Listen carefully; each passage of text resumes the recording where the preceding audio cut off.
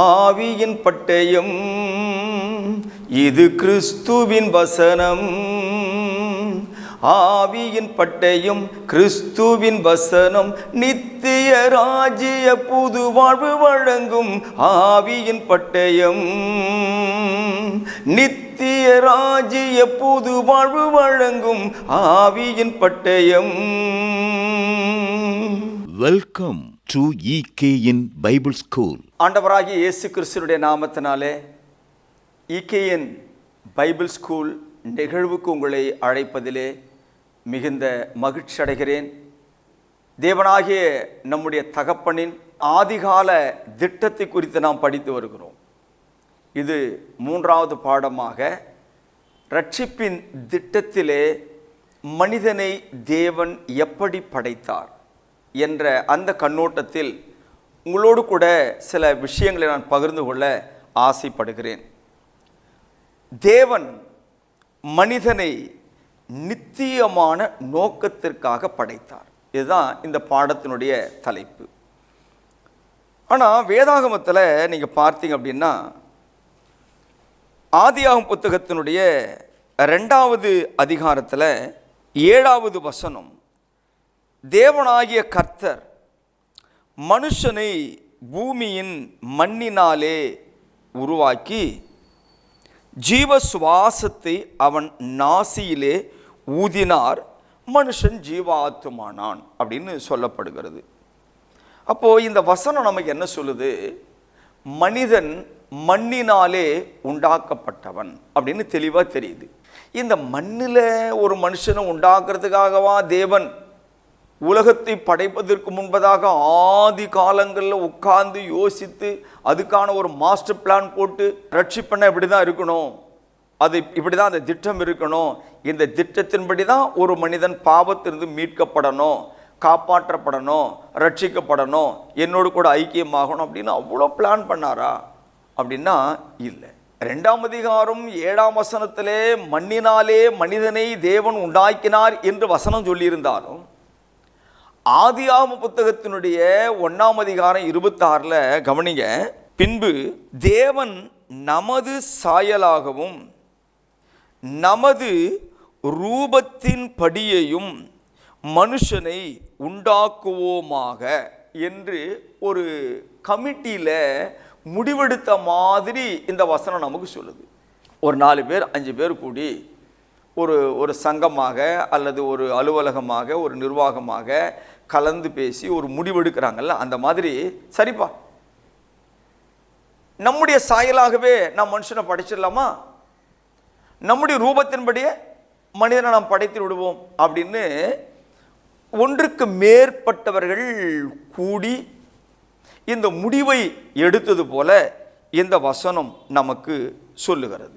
நல்லா கவனிக்கணும். நீங்கள், நான் போன பாடத்தில் சொல்லிட்டேன், இருந்தாலும் ஞாபகத்துக்காக, மனிதன் படைக்கப்படுவதற்கு உண்டாக்கப்படுவதற்கு முன்பதாகவே, உலக தோற்றத்துக்கு முன்பதாகவே நம்முடைய தகப்பன் ஏற்படுத்தின திட்டம் ரட்சிப்பின் திட்டம்.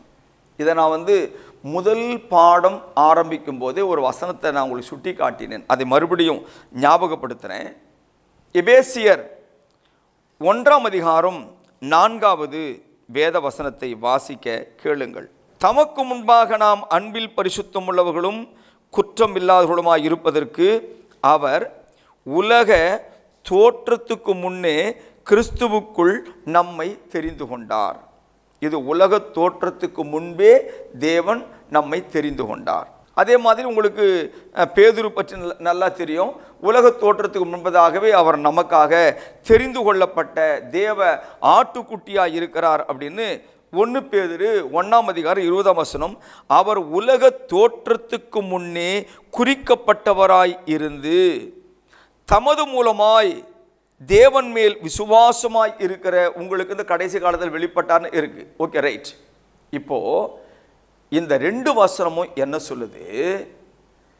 மனிதன் படைப்பதற்கு முன்பதாகவே தேவன் அவனுக்கான ரட்சிப்பை ஏற்படுத்திட்டார். அதன் பிறகு மனிதனுடைய வாழ்வாதாரமாக ஆதியாகமும் 1ஆம் அதிகாரத்திலிருந்து 25ஆம் அதிகாரம் வரைக்கும் நீங்க வாசிப்பீர்கள் அப்படின்னு சொன்னா, முதல் வசனம் சொல்கிறது, ஆதியிலே தேவன் வானத்தையும் பூமியையும் சிருஷ்டித்தார். அப்போ இந்த வானமும் பூமியும் எதற்காக சிருஷ்டித்தார் என்றால் மனிதனுக்காக. ஒரு பழமொழி இருக்கு, படைத்தான் படைப்பெல்லாம் மனுவுக்காக, மனுவை படைத்தான் தன்னை வணங்க அப்படின்னு ஒரு வார்த்தை இருக்கு. அதுபோல மனிதர்களாகிய நமக்கு வேண்டிய வாழ்வாதாரங்களை எல்லாம் தேவன் ஆரம்பத்திலேயே படைத்து முடித்து அதன் பிறகுதான் நம்மை படைத்து ஆதாமை கொண்டு வந்து விடுறாரு. ஆதாமை படைக்கும் போது வேதம் என்ன சொல்லுதுன்னா, எபிரேயர் என்ற புத்தகத்தின் 11ஆம் அதிகாரம் 3ஆம் வசனம், விசுவாசத்தினாலே நாம் உலகங்கள் தேவனுடைய வார்த்தையினால் உண்டாக்கப்பட்டதென்றும் இவ்விதமாய் காணப்படுகிறவைகள் தோன்றப்படுகிறவைகளால் உண்டாகவில்லை என்றும் அறிந்திருக்கிறோம். என்ன சொல்றாரு? இந்த உலகம், வானமும் பூமியும் தேவன் படைத்தார். வெளிச்சத்தை படைத்தார், இருளை படைத்தார், இரவையும் பகலையும் படைத்தார், மரம் செடி கொடிகளை படைத்தார், நட்சத்திரங்களை படைத்தார், சந்திரனும் சூரியனும் படைத்தார், மீன்களை படைத்தார், மச்சங்களை படைத்தார், பறவைகளை படைத்தார். இப்படி எல்லா மிருக ஜீவன்களை அவர் எப்படி படைத்தார் என்று சொன்னால், அவர் வாயின் வார்த்தையினாலே படைத்தார். எல்லாத்தையும் சொன்னார், அது அப்படியே ஆயிற்று. தேவன் சொன்னார், அது அப்படியே ஆயிற்று என்று ஆதியாகமம் 1ஆம் அதிகாரத்தில் படிக்கிறோமே, அதை எபிரேயர் 11ஆம் அதிகாரம் 3ஆம் வசனத்தில் நமக்கு தெளிவுபடுத்துகிறார். ஆனால் மனுஷனை மட்டும் அவர் படைக்கும் போது நமது சாயலாகவும் நம்முடைய ரூபத்தின்படியையும் படைப்போமாக அல்லது உண்டாக்குவோமாக என்று சொன்னார். அதுக்கு அவர் என்ன காரணம் கொடுக்கிறார்னா, 26ஆம் அதிகாரத்தினுடைய அடுத்த பகுதி, அவர்கள் சமுத்திரத்தின் மச்சங்களையும் ஆகாயத்து பறவைகளையும் மிருக ஜீவன்களையும் பூமி அனைத்தையும் பூமியின் மேல் ஊறும் சகல பிராணிகளையும் ஆளக்கடவர்கள் என்றார். தேவன் தம்முடைய சாயலாக மனுஷனை சிருஷ்டித்தார், அவனை தேவ சாயலாகவே சிருஷ்டித்தார், ஆணும் பெண்ணுமாக அவர்களை சிருஷ்டித்தார் என்று படிக்கிறோம். பாருங்க, அப்போ இந்த மனித பிறவி மட்டும் இரண்டும் கலந்த கலவை என்பது போல் நமக்கு தெரியுது. ஒன்று அழியும் மண்ணினாலே உருவாக்கப்பட்ட ஒரு மனுஷன், இன்னொன்று அழியாத நித்தியமான என்றென்றுமான வேற ஒரு மனுஷன். இந்த ரெண்டு மனுஷனையும் எப்படி தேவன் ஒன்று இணைக்கிறார் என்றால், ஒரு மண்ணிலே ஒரு ஆண் உருவத்தை அவர் செய்தார். அந்த ஆண் உருவத்துக்கு உள்ளாக தேவனுடைய சாயலும் தேவனுடைய ரூபமுமான ஆவிக்குரிய மனிதனை கொண்டு போய் அந்த மண்ணான உடம்புக்குள்ள வச்சிட்டார். உங்கள் வேதாகமத்தை சகரியா 12ஆம் அதிகாரம் 1ஆம் வசனத்தை எடுத்துக்கொள்ளுங்கள். இஸ்ரவேலை குறித்து கர்த்தர் சொன்ன வார்த்தையின் பாரம், வானங்களை விரித்து பூமியை அஸ்திபாரப்படுத்தி மனுஷனுடைய ஆவியை அவனுக்குள் உண்டாக்குகிற கர்த்தர் சொல்லுகிறது என்னவென்றால், இப்போ உங்களுக்கு புரிஞ்சிருக்குன்னு நினைக்கிறேன். இந்த மனுஷன் யாரு என்றால் மண். அந்த மண்ணிலே தேவன் நாசியிலே சுவாசத்தை ஊதினார் என்று ஆதியாகமம் புத்தகத்தினுடைய 2ஆம் அதிகாரத்தின் 7ஆம் வசனத்தில் வாசித்தோம். ஆனா அதை கொஞ்சம் விளக்கப்படுத்தி பேசும் பொழுது சகரியா என்ன சொல்றாரு, அந்த வெளியான மனுஷனாகிய மண்ணுக்குள்ள தேவன் தம்முடைய ஆவியை கொண்டு போய், ஆவியான தேவ சாயலும் ரூபமான மனுஷனை கொண்டு போய் அந்த மண்ணான அந்த உடம்புக்குள்ள வச்சிட்டாரு. அப்படிதான் படிக்கிறோம். இப்ப நம்ம எங்க சகரியாவில் மனுஷனுக்குள் மனுஷனுடைய ஆவியை அவர் வைக்கிறார். இப்போ மனுஷன் ஒன்று அழியும் ஒரு உடலையும் அழியாத இன்னொரு உடலையும் அவன் பெற்றவனாக இந்த உலகத்தில் வாழ்கிறான். இதை 2 கொரிந்தியர் 4ஆம் அதிகாரம் 15, 16 தொடங்கி 18 வரைக்கும் நான் படிக்கிறேன். தேவனுடைய மகிமை விளங்குவதற்கு ஏதுவாக கிருபையானது அநேகருடைய ஸ்தோத்திரத்தினாலே பெருகும்படிக்கு இவையெல்லாம் உங்கள் நிமித்தம் உண்டாயிருக்கிறது. ஆனபடியினாலே, முக்கியமான வசனம் இது, நாங்கள் சோர்ந்து போகிறது இல்லை. எங்கள் புறம்பான மனுஷனானது அழிந்தும் உள்ளான மனுஷனானது நாளுக்கு நாள் புதிதாக்கப்படுகிறது. இப்போ நான் சொன்னதுக்கு உங்களுக்கு விளங்கு தெரிஞ்சிருக்கும் அப்படின்னு நினைக்கிறேன். 2 விதமான மனிதனை குறித்து இங்கே பவுல் பேசுகிறான். எப்படின்னா, ஒரு மனிதன் வளருகிறான், ஒரு மனிதன் தேய்கிறான். வளருகிற மனிதன் ஒருவன், தேய்ந்து போகிற மனிதன் ஒருவன். வளரும் மனிதன் யார் என்றால் கண்ணுக்கு தெரியாதவன். தேய்ந்து போகிற மனிதன் யார் என்றால் கண்ணுக்கு தெரிந்தவன். இப்போ ஒரு குழந்தை இருக்குது. அந்த குழந்தை, அதுக்கு இருக்கிற உருவம், அந்த குழந்தைக்கு ஒரு 60-70 வயசு ஆகும்போது அதே குழந்தை உருவத்தை அந்த உடம்புல பார்க்க முடியுமானா முடியாது. ஒரு 16-17 டீன் ஏஜில் இருக்கக்கூடியதான ஒரு வாலிபனை, ஒரு கன்னிகையை ஒரு 60 வயசு ஆன பிறகு அதே உடம்புல, அதே அழகுல, அதே மாதிரி நாம் பார்க்கணும்னா முடியாது. ஏன்னா வயதான அந்த தோற்றம் இருக்கும், முடியெல்லாம் நரைத்திருக்கும், சில பேருக்கு முடியெல்லாம் கொட்டிட்டு இருக்கும், சில பேருக்கு வந்து கண்கள்லாம் சுருங்கி போயிருக்கும், தோலெல்லாம் சுருங்கி இருக்கும், பெலன் குன்றி இருக்கும். சில பேர் கண்ணாடியில் தான் பார்க்கணுன்ற நிலைமைகள் ஏற்பட்டிருக்கும், சில பேருக்கு ஜீரண கோளாறுகள் ஏற்பட்டிருக்கும். இப்படி நிறைய வியாதிகளால் அவங்க அவதிப்படுவார்கள். இப்போ என்ன சொல்றாரு? ஆனபடியினாலே நாங்கள் சோர்ந்து போகிறது இல்லை. சரி, ஏன்பா சோர்ந்து போகலை அப்படின்னா, அழிந்து போகிறது யார் என்றால் எங்கள் வெளியான மனுஷன். வெளியான மனுஷன் யாருங்க? இது மண்ணு. இந்த வெளியான மனுஷன், இந்த வெளியான மனுஷனை, இந்த அழிவை நாங்கள் அது குறித்து கவலை எடுக்கிறது இல்லை. காரணம் என்ன தெரியுமா? எங்க உள்ள இருக்குது பாருங்க, இந்த உடம்பு உள்ள இருக்கிற ஆவியான மனுஷன், அந்த ஆவியான மனுஷன் நாளுக்கு நாள் நாளுக்கு நாள் நாளுக்கு நாள் அவன் வளர்ந்து கொண்டே வருகிறான், வளர்ந்து கொண்டே வருகிறான். எப்படி என்றால் 1 பேதுரு 2வது அதிகாரம் 3ஆம் வசனம் வாசிக்கிறேன். நீங்கள் வளரும்படி புதிதாய் பிறந்த குழந்தைகளைப் போல திருவசனமாகிய களங்கமில்லாத ஞானப்பாலின் மேல் வாஞ்சியாய் இருங்கள். அப்போ இந்த உள்ளான மனுஷன் யாருக்கு வளருவான் என்றால், யார் தேவனுடைய வசனங்களிலே பிரியமாயிருந்து, ஆண்டவர் இயேசு சொன்னார் இல்லையா மத்திய 4ஆம் அதிகாரத்தில், மனுஷன் அப்பத்தினாலே மாத்திரமல்ல தேவனுடைய வாயிலிருந்து புறப்படுகிற வார்த்தையினாலும் பிழைப்பான்னு சொன்னார் இல்லையா. அந்த மாதிரி நீங்க என்ன பண்ணுங்க, டெய்லி வேதத்தை ஒரு ஆகாரமாக, ஒரு பாலாக, ஒரு சத்தான உணவாக தினந்தோறும் அதன் மேல் வாஞ்சியாய் இருந்து சாப்பிடுகிறவர்கள், புசிக்கிறவர்கள், கடித்து மென்று அதை விழுங்குகிறவர்கள் நாளுக்கு நாள் தேவனை அறிகின்ற அறிவிலே வளருவார்கள். இந்த உடல் எவ்வளவு பெரிய பாதுகாப்பா இருந்தாலும், எவ்வளவுதான் திடமான ஆகாரம் எடுத்துக்கொண்டாலும் இது நாளுக்கு நாள் அழியும். அதனால தேவன் இந்த 2ம் கலந்த கலவையாக மனிதர்களாகிய நம்மை உண்டாக்கினார்.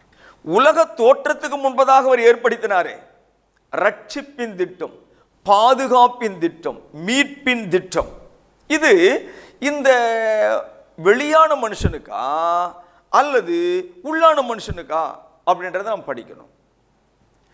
தேவன் முதல்ல இந்த உள்ளான மனுஷனை எப்படி படைத்தார் அப்படின்னா, அவரது சாயலாக, அவரது ரூபத்தின்படியாக படைத்தார். சாயல் அப்படிங்கிறது இமேஜ். அதாவது அவரை போல சிந்திக்கிறவனாய், அவரை போல அறியக்கூடியவைகளை அறிவிலே அறிகிறவனாய், அவரை போல காரியங்களை தீர்மானிக்கக்கூடியவனாய், தேவனை போல நியாயத்தை உணர்கிறவனாய், ஆன்மீகத்திலே வளரக்கூடியவனாக இந்த உள்ளான மனுஷனை தேவனை போல படைத்தார். கொலேசியர் 3வது அதிகாரத்தினுடைய 10வது வாக்கியத்தை வாசிக்க கேளுங்கள். தன்னை சிருஷ்டித்தவருடைய சாயலுக்கு ஒப்பாய் பூரண அறிவு அடையும்படி புதிதாக்கப்பட்ட புதிய மனுஷனை தரித்து கொண்டிருக்கிறீர்களே அப்படிங்கிறாரு. தன்னை சிருஷ்டித்தவருடைய சாயலுக்கு ஒப்பாக. அப்போ தேவனுடைய சாயல் என்ன, அவருடைய திறமை என்ன, அவர் அறிவு என்ன, ஒரு காரியத்தை பகுத்து பார்க்கிற தன்மை என்ன, அந்த மாதிரி மனிதனையும் தேவன் சிருஷ்டித்தார். அவர் மாதிரியே சிருஷ்டித்தார். இரண்டாவது, ரூபமாக, லைக்னஸ், அவரது ரூபமாக நம்மை படைத்தார். அப்போ தேவனுக்கு ரூபம் இருக்கிறதா? தேவன் எப்படி, ரூபம்னா உருவம் இல்லையா, ரூபம் இருக்கிறதா அப்படின்னா எனக்கு தெரிஞ்ச வரைக்கும் ரூபம் இல்லை. கொலேசியர் 1வது அதிகாரத்தினுடைய 15ஆம் வாக்கியத்தை வாசிக்க கேளுங்கள். அவர் அதரிசனமான தேவனுடைய தற்சொரூபம் அப்படிங்கிறாரு. அப்போ நம்முடைய பிதாவாகி தேவன் எப்படிப்பட்டவராய் இருக்கிறார் என்று நீங்கள் கேட்டால், அதரிசனமானவர். தரிசனம் என்பது காணக்கூடியவர். ஒரு பொருளை காணலாம், ஒரு மனிதனை காணலாம், எந்த ஒரு உருவத்தையும் காணலாம். அப்போ உருவமே இல்லாத எதையும் நம்மால பார்க்க முடியாது. தேவன் யார் என்றால் அவருக்கு இதுதான் தோற்றம், இதுதான் உருவம், இப்படிதான் இருப்பார் அப்படின்னு யாரும் சொல்ல முடியாது. காரணம் என்னன்னா அவர் அதரிசனமானவர், அதாவது தரிசிக்க கூடாதவர், காணக்கூடாதவர். ஆனால் இயேசு கிறிஸ்து இந்த உலகத்திலே வரும்போது எப்படி வந்தாருன்னா, காணக்கூடாத அதரிசனமான அந்த தேவனுடைய தற்சொரூபமாக இந்த உலகத்திலே வந்தார். அப்ப தற்சொரூபம் என்பது என்ன? இயேசுவானவர் வந்து அந்த தேவன் யார், அவர் எப்பேற்பட்டவர், அவர் குணங்கள் என்ன, அவர் சுபாவங்கள் என்ன என்பதை இந்த உலகத்திற்கு படம் பிடித்து காண்பித்தார். அவர் ரொம்ப அன்பானவருங்க. இயேசு சொன்னார், தேவன் அன்பாகவே இருக்கிறார், அவர் இரக்கமானவர், அவர் மன உருக்கமானவர், அவர் மிகவும் போற்றுதலுக்குரியவர். இப்படி தேவனுடைய அந்த தன்மைகளை, குணாதிசயங்களை இயேசுவானவர் இந்த உலகத்திற்கு காண்பிக்கிறவராக அதே ரூபத்திலே, தற்சொரூபத்திலே வந்தார். இப்போ தேவன் மனிதனை எப்படி படைத்தார் என்று சொன்னால் 2 பங்கா படைத்திருக்கிறார். அவரை போலவே யோசிக்க, திட்டமிட, புரிந்து கொள்ள, உணர, இப்படிப்பட்ட தன்மைகளையும், அதுக்கடுத்து அவரை போல வளருவதற்கு, அவரை போல மாறுவதற்கு, அவரை போல அன்பாக, அவரை போல இரக்கமாக, அவரை போல பரிசுத்தமாக, அவரை போல நீதியாக, அவரை போல இரக்கமாக, இப்படி அவரை போலவே வாழ்வதற்கான அந்த முயற்சி எடுக்கக்கூடியவர்களாக நாம் இருக்கிறோம். இப்படிதான் படைத்தார். தேவனுக்கு உருவம் இல்லை. அவர் யார் என்று நீங்கள் கேட்பீர்களே ஆனால், எபேசியர் 4ஆம் அதிகாரம் 24ஆம் வசனம் சொல்லுகிறது, தேவன் ஆவியாய் இருக்கிறார், அவரை தொழுது கொள்ளுகிறவர்கள் ஆவியோடும் உண்மையோடும் தொழுது கொள்ளணும் அப்படின்னு சொல்றாரு. ஆவிக்கு உருவம் இருக்கா அப்படின்னு இல்லை. அப்போ இந்த உடம்புக்கு உருவம் இருக்குது, நான் யாருன்னு உங்களுக்கு எல்லாருக்குமே தெரியும். ஆனால் இந்த உடலுக்குள் வாழுகின்ற தேவ சாயலும் தேவ ரூபமுமான அந்த உள்ளான மனுஷனுக்கு ரூபம் இல்லை. காணக்கூடாத தேவன் அழியாதவர். ஏனென்றால் நம்ம 2 கொரிந்தியர் 4ஆம் அதிகாரத்தில் 17-18 வசனத்தை வாசிப்பீர்களே ஆனால், காணப்படுகிறவர்கள் எல்லாம் அநித்தியமானவைகள், காணக்கூடாதவைகளோ நித்தியமானவைகள் என்று 18ஆம் வசனம் சொல்லுகிறது. அப்போ எவைகள் எல்லாம் நம்ம காண முடியாதோ அவைகள் எல்லாம் நித்தியமானது, காணக்கூடிய எல்லாமே அழிந்து போகக்கூடியது. அப்போ நம்முடைய உடம்பிலே காணக்கூடாத தேவனால் உண்டாக்கப்பட்ட அவருடைய சாயலும் அவருடைய ரூபமுமான ஆவிக்குரிய மனுஷன் அநித்தியமானவன். ஆவிக்குரிய மனுஷன் நித்தியமானவன், அழிவு இல்லாதவன், முடிவு இல்லாதவன் என்று நமக்கு சொல்லுகிறது.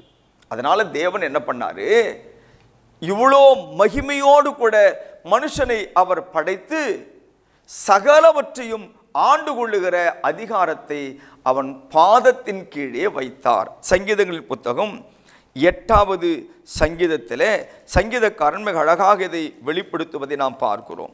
சங்கீதங்களின் புத்தகம் 8ஆம் அதிகாரத்தில் 4ஆம் வசனம், மனுஷனை நினைக்கிறதற்கும் மனுஷகுமாரனை விசாரிக்கிறதுக்கும் அவனை எம்மாத்திரம் என்றேன், நீர் அவனை தேவத்தோடு சற்று சிறியவனாக்கினீர், மகிமையினாலும் கனத்தினாலும் அவனை முடிசூட்டினீர்.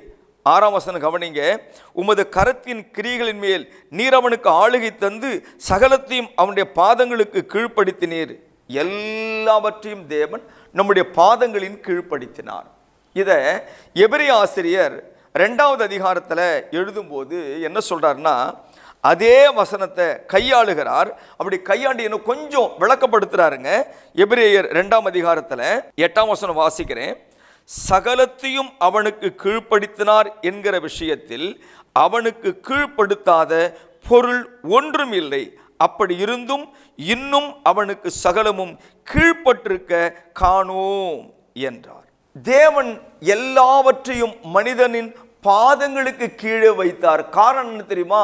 நாம் அவரது சாயலாக அவருடைய ரூபமாக நாம் உண்டாக்கப்பட்டிருக்கிறதுனாலே தேவன் நம்மை நேசித்து நம்முடைய பாதங்களின் கீழே சகலவற்றையும் அவர் வைத்தார்.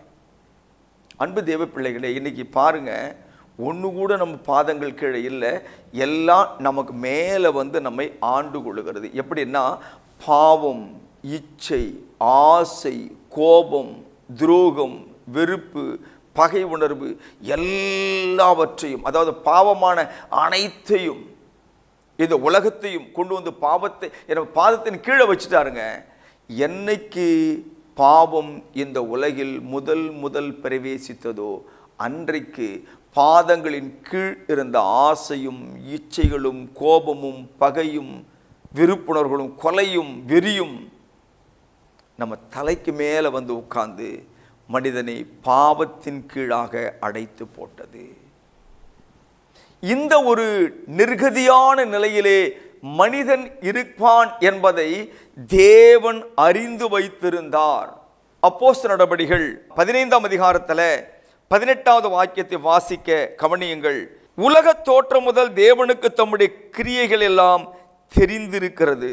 அவர் உலகத்தை படைப்பதற்கு முன்பதாகவே சகலவற்றையும் அறிந்தவர். காலங்களை கடந்து வாழ்கிறவர் நம்முடைய தேவனாகிய தகப்பன்.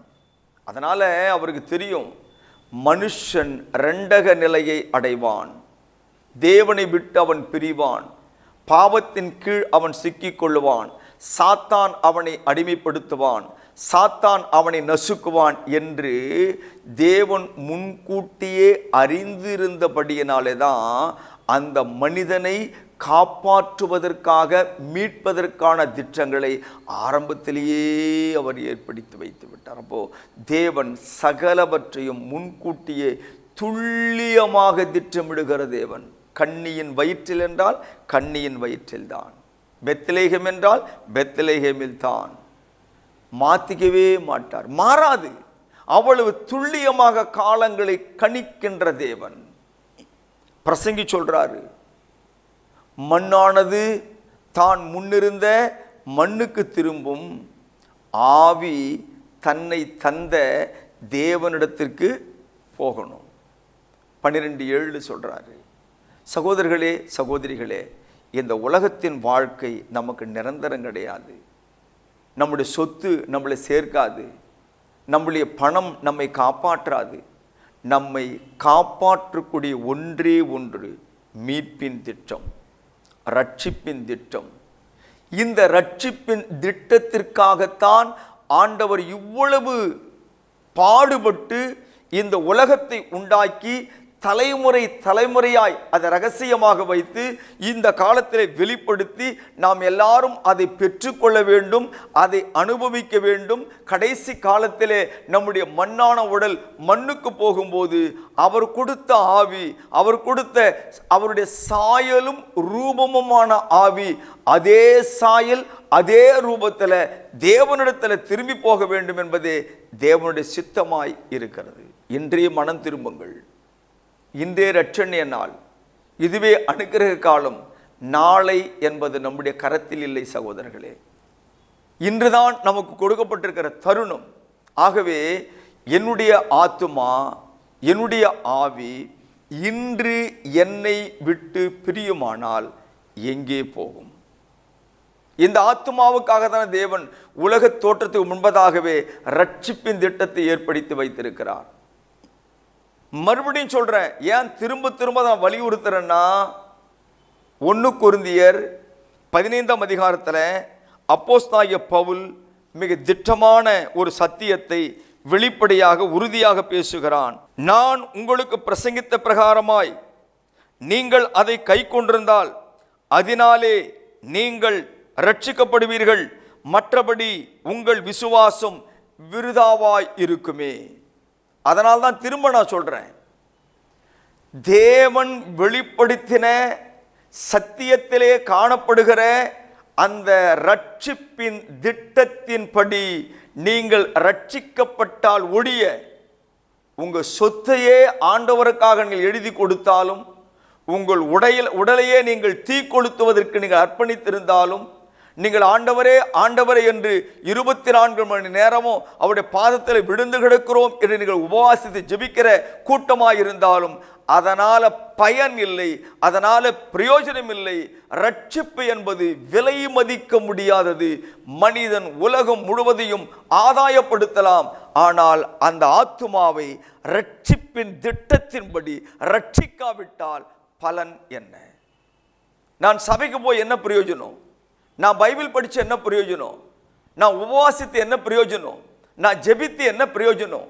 நான் பக்தி வைராகியமா இருந்து என்ன பிரயோஜனம்? தேவன் திட்டமாய் சொல்லுகிறார், நாங்கள் பிரசங்கித்த பிரகாரமாய். ஏனென்றால் அந்த ரட்சிப்பின் திட்டத்தை தேவன் அப்போஸ்தலர்களுக்கு மட்டும்தான் வெளிப்படுத்தினார். அவங்களுக்கு தான் தெரியும். அவர்கள் என்ன சொன்னார்களோ அதன்படி நாம் ரட்சிக்கப்பட்டால் மட்டும்தான் அந்த ரட்சிப்பை தேவன் அங்கீகரிப்பார். மற்றபடி நீங்கள் எவ்வளவு காலம் விசுவாசியா இருந்தாலும், எவ்வளோ பெரிய படிப்பாளியா இருந்தாலும், எவ்வளோ அந்தஸ்து உள்ள மக்களா இருந்தாலும், அதன்படி ரட்சிக்கப்படாவிட்டால் நம்முடைய விசுவாசம் விருதா, நம்முடைய ரட்சிப்பு விருதா என்பதை மனதிலே கொள்ளுங்கள். தேவன் தாமே உங்களை ஆசீர்வதிப்பாராக. ஜெபம் செய்வோம். எங்கள் ரட்சிப்பின் அதிபதியாகிய இயேசு கிறிஸ்து எங்களுக்காய் கொடுத்த எங்கள் பிதாவே, எல்லா மனுஷரும் ரட்சிக்கப்பட வேண்டும் என்பது உமது சித்தமாய் இருப்பதற்காக உம்மை துதிக்கிறேன்.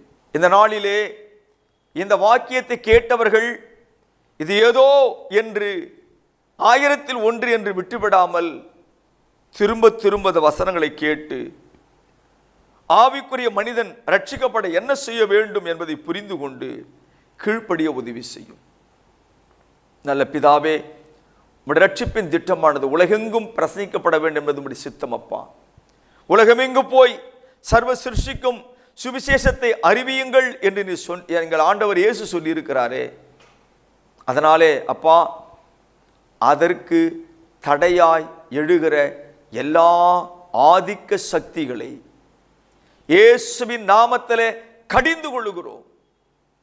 இயேசுவின் நாமத்தில் நீர் அதை வேறிருக்க வேண்டும் என்று செபிக்கிறோம் அப்பா. உம்முடைய வார்த்தைகள் தைரியமாய் பகிரங்கமாய் பிரசங்கிக்கப்பட நல்ல ஆட்சி எங்கள் தேசத்திலே கொடுக்க வேண்டும் என்று செபிக்கிறோம். உமக்கு விரோதமாய் எழும்புகிற எல்லா அதிகாரங்களையும் இயேசுவின் நாமத்திலே அதமாக்குவீராக. உமது பிள்ளைகளாகிய நாங்கள் சமாதானத்தோடு வாழ, மகிழ்ச்சியாய் வாழ, உம்மை துதித்து உம்மை ஸ்தோத்திரித்து உம்மை மகிமைப்படுத்தி வாழ எல்லா தடைகளையும் நீக்கி போடும். நடக்கப் போகிற தேர்தலிலே தேவன் தம்முடைய நீதியை விளங்க பண்ண வேண்டும் என்று செபிக்கிறேன். வேலையில்லாத மக்களுக்கு வேலையை தாரும், படிக்கிற பிள்ளைகளுக்கு ஞானத்தை தாரும், திருமணமாகாத பிள்ளைகளுக்கு திருமணத்தை நடத்தி தாரும். குழந்தை செல்வம் இல்லாத தம்பதிகள் உம்மை நோக்கி மன்றாடுகிற வேளையிலே தேவன் கேட்டு பிள்ளை செல்வத்தை அவர்களுக்கு கட்டளையிட வேண்டும் என்று செபிக்கிறேன். குடும்பத்திலே சமாதானம் இல்லாமல், சந்தோஷம் இல்லாமல், நிம்மதி இல்லாமல் வாழ்கிற குடும்பங்களுக்கு சமாதானத்தையும் சந்தோஷத்தையும் தாரும். இயேசு கிறிஸ்துவின் நாமத்தில் ஜெபிக்கிற நல்ல பிதாவே, ஆமேன். தேவன் தாமே உங்கள் யாவரையும் ஆசீர்வதிப்பாராக. ஆமேன். அன்பிற்குரியவர்களே, மேலும் இந்த பாடங்களை எங்களுடைய யூடியூப் சேனலான எட்டர்னல் கிங்டம் நியூ லைஃப் சேனலில் கண்டு தெய்வ ஆசீர்வாதங்களை பெற்று மகிழுங்கள். கிறிஸ்துவின் சபையார் உங்களை வாழ்த்துகிறார்கள்.